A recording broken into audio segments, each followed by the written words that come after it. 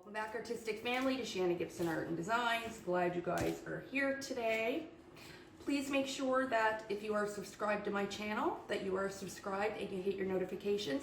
It really helps the channel if you do that and can watch the video when you get your alerts. So today we're doing a very simplistic, modern piece.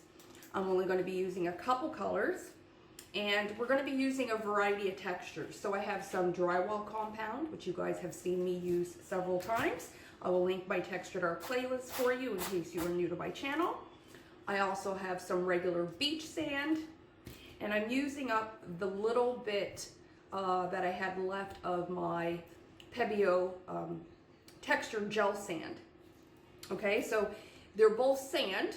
But this is more of a medium and a gel, and it's completely different. But I did add a squirt of gesso in it and some water because you can make your textures thicker or thinner with sand or even with compound.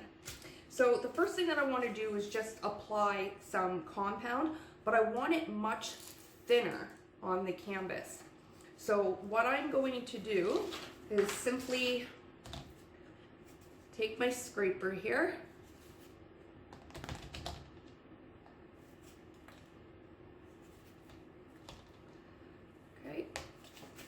That aside, put it on it.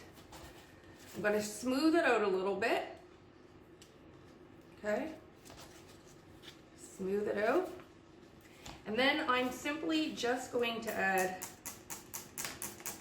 some water to it.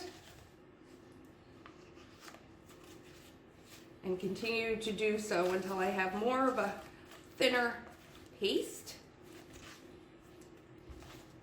Still too thick. I did do a few paintings in the last several weeks that had really heavy texture. And again, if you're into that and you really like the dramatic, dynamic effects of heavy texture, go take a look at my textured art playlist. Okay, so that's a little bit more creamy. It's more of what I'm looking for. So I have an idea in my head of the composition. But like always, once I start painting, it is intuitive.